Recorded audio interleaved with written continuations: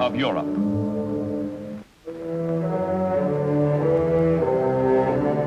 The Russian Navy, the Black Sea Fleet. After 3 years of defeat and defense, ships and sailors of the Union of Soviet Socialist Republics prepare for the offensive.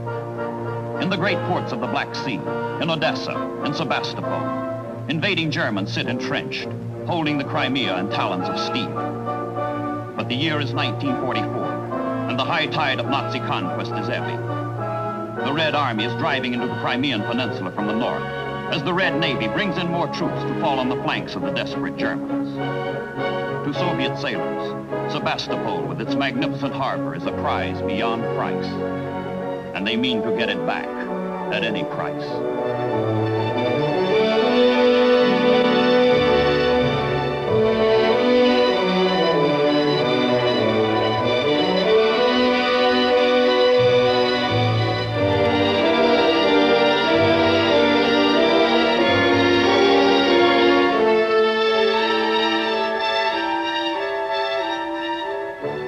Red planes bomb their own city, devastate their own harbor, preparing the way for the Red Black Sea Fleet.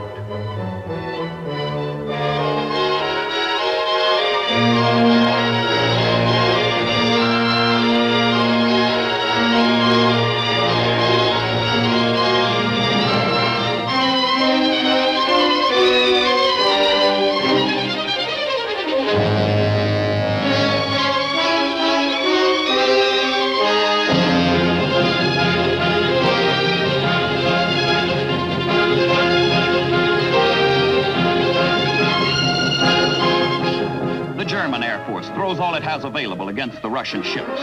But nothing stops the relentless wave of sailors, soldiers, and Marines into Sebastopol.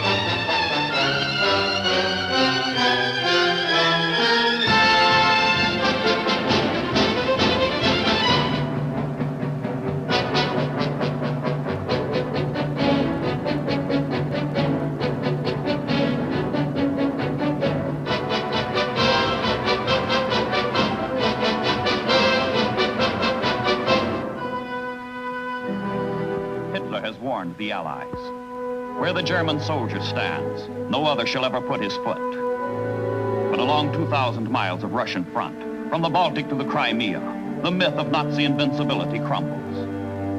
In the 18th century, it was Charles XII of Sweden. In the 19th century, it was Napoleon. In the 20th century, it is Hitler. Each of these conquerors has tasted the bitterness of the Slavic wastes. Each has floundered on the vastness and desolation of the Russian steppes.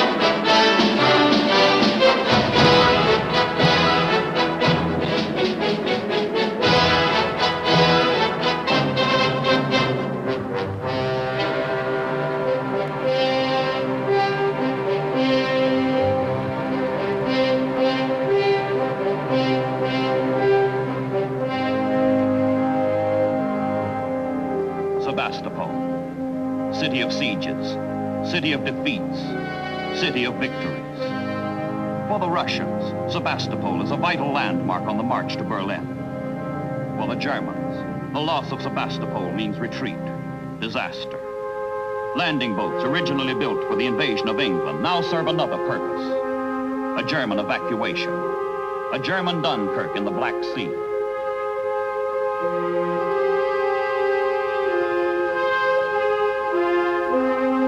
May 9th, 1944, Sebastopol is liberated.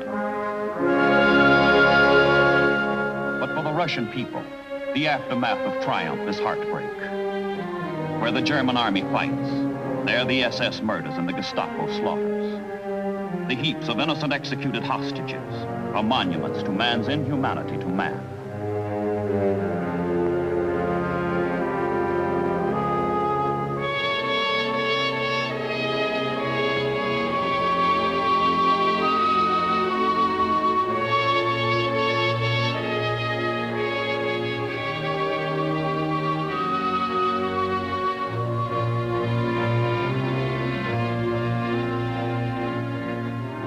The Germans came as supermen. That day is over. They leave as vanquished. That day has come. But before the German Wehrmacht is irrevocably broken, hammering in the east will find mounting echo in the west.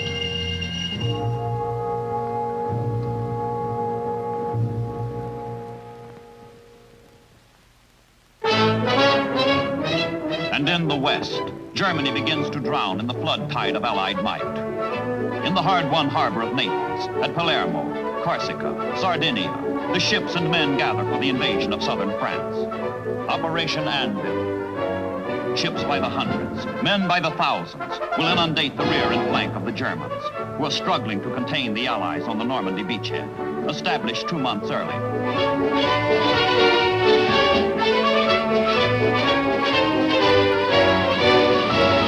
And in North Africa, Oran, Algiers, Bizerta, Tunis, Alexandria. Catapults for the last great seaborne invasion of the European war.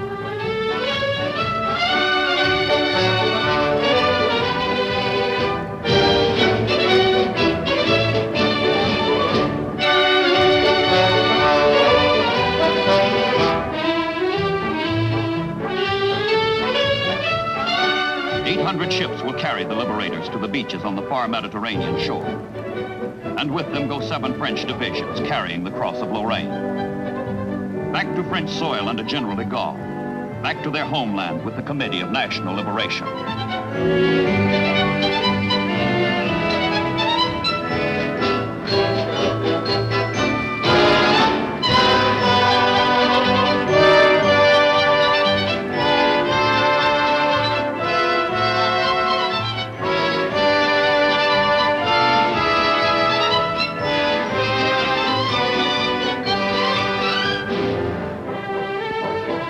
Secretary of the Navy Forrestal confers with Admiral Hewitt, commander of Allied naval forces, as the Armada sails unhindered from Islam to Christendom, toward the French Riviera, the Côte d'Azur, playground in time of peace, battleground in time of war.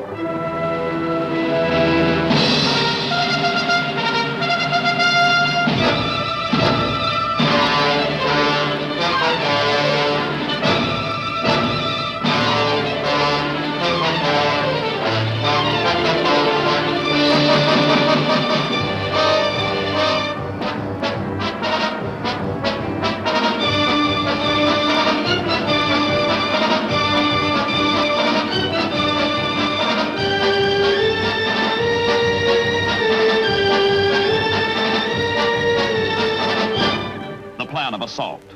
Seize Marseille and Toulon, deep water ports which will feed the Allied armies in their sweep across France into Germany. Advance up the valley of the Rhone and join the troops from Normandy. Little opposition meets the liberators on the beaches. But inland, the Germans fight, and the Allies fight too. Inland.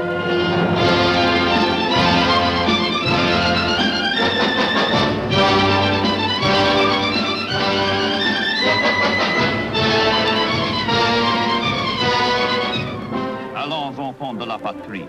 The day of glory has arrived. The French army is back again. back to fight again, back to liberate their brothers, back to free their country.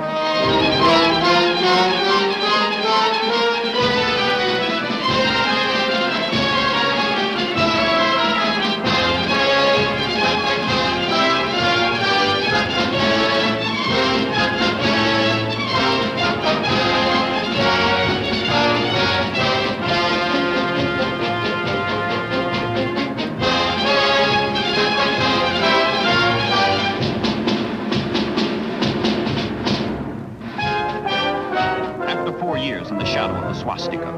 After 4 years of national eclipse, the French return to their own. Marseille is French again, and so is Toulon. The French fleet has returned.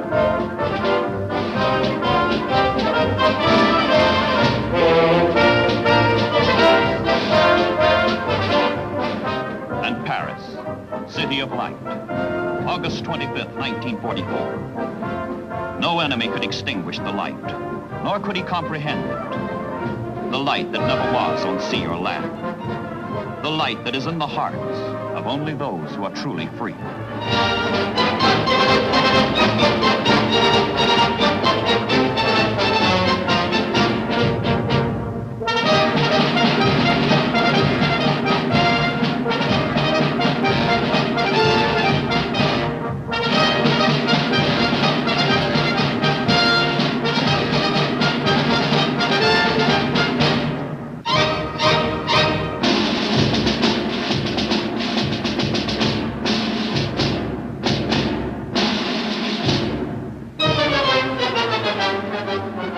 Liberated boulevards, the tide of Allied might flows toward tomorrow's fronts, toward Germany, and history keeps cadence with the marching columns.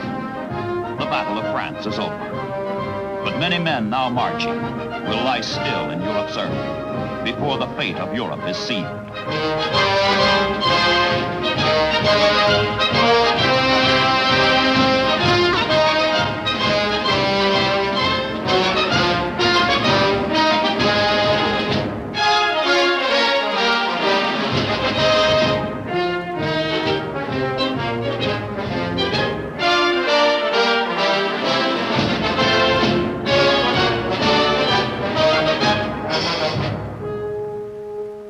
Europe's fate, the world's tomorrow. Both are foreshadowed in a little-known resort named Yalta, in the Crimea, on the Black Sea, 40 miles from Sebastopol. Cloaked in secrecy, the leaders of the Allied coalition meet in February 1945. The United States cruiser Augusta brings President Roosevelt, and Prime Minister Churchill is there to greet him. A new name is being added to the vocabulary of history: Yalta.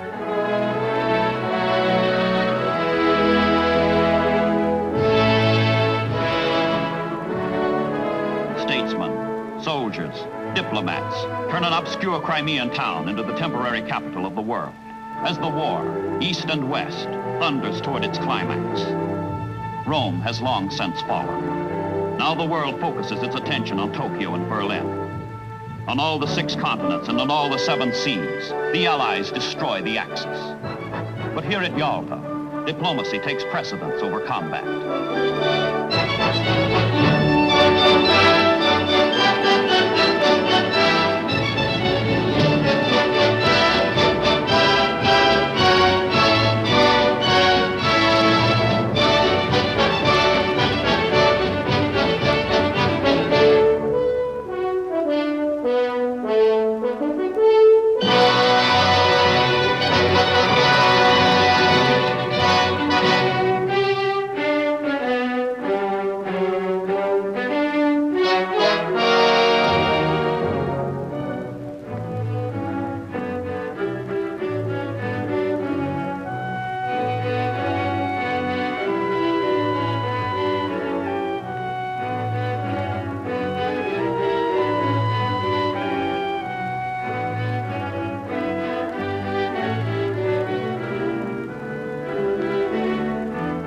Joseph Vissarionovich Djugashvili, whom the world knows as Stalin, presides over the meetings at Livadia, favorite palace of his predecessor, Tsar Nicholas II.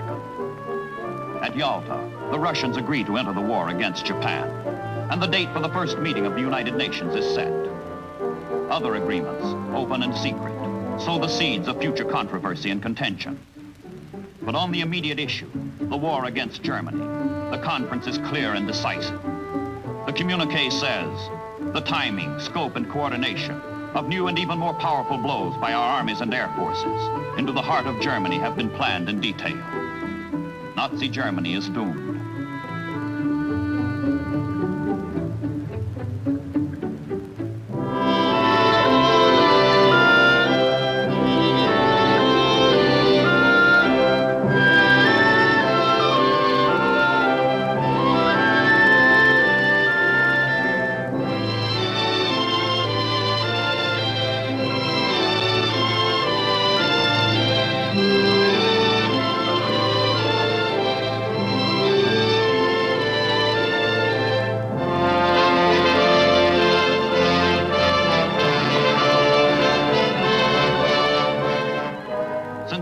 When Roman legions stood guard along its banks, the Rhine has been a fateful river.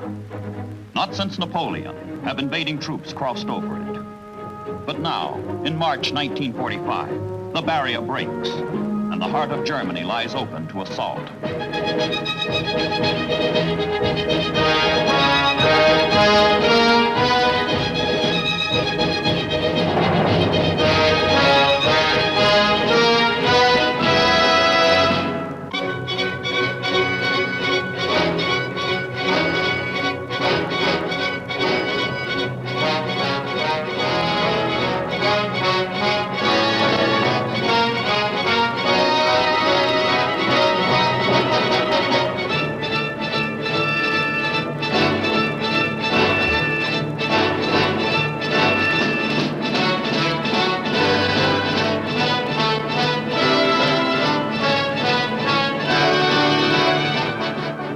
7 Allied armies overrun the Third Reich from Switzerland to the North Sea. The Germans set out to master mankind. They carried their fight to the four corners of the earth. Victory after victory was theirs. Every victory except final victory.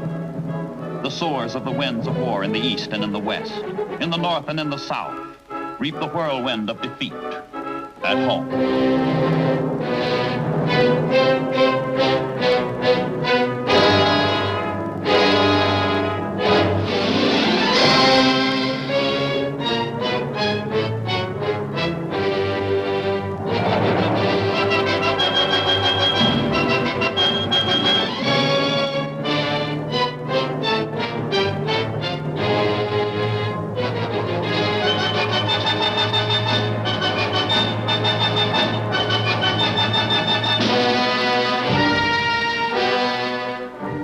Of the National Socialist Party are consumed in their own flames and pass from the scene. It is the people who pay the price, in their persons, in their homes, in their heritage.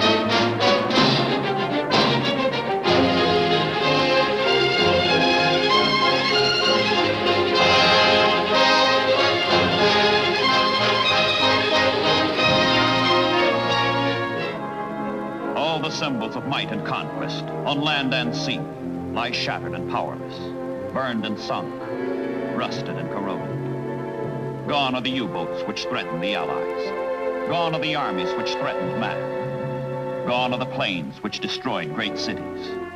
Gone are the means to enslave the helpless. And the men who set out to ravage and destroy, prisoners of war.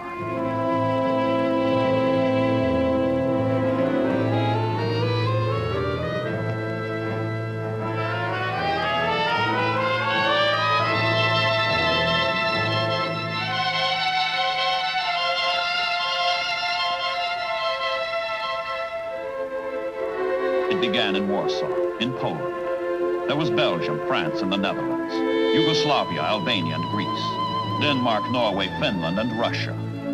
There was Belgrade and Rotterdam, London and Coventry and Southampton and Liverpool. Scores of unremembered towns and villages. Devastation remains, but the names have changed. Cologne and Frankfurt, Düsseldorf and Mainz, Hamburg, Dresden, and Berlin.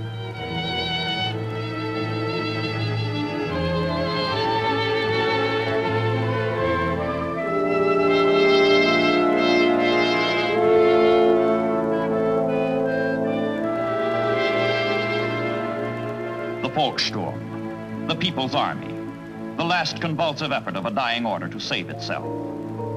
The very old, the very young, the feeble, the unfit, herded into tatterdemalion units and fed into the furnace of war. For the Volkssturm, it is one short march from enlistment to captivity.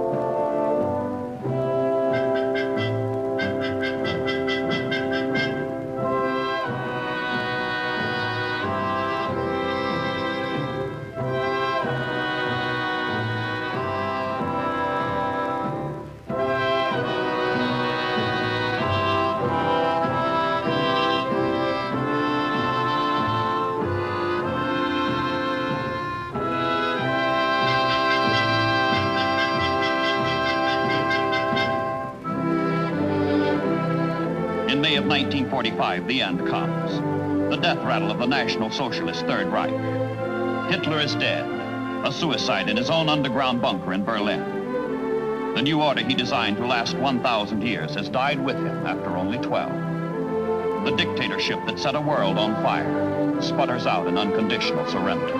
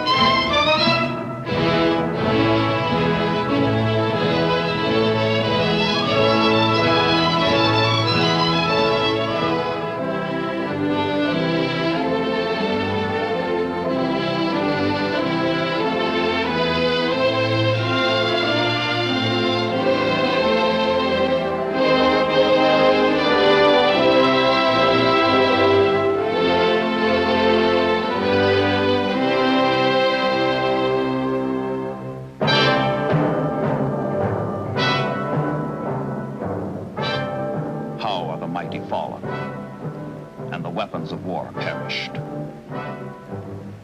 Germany is beaten. The axe is broken. Statistics are meaningless. The catastrophe incalculable. But free men have given mankind the opportunity to be free. And that is the greatest of legacies.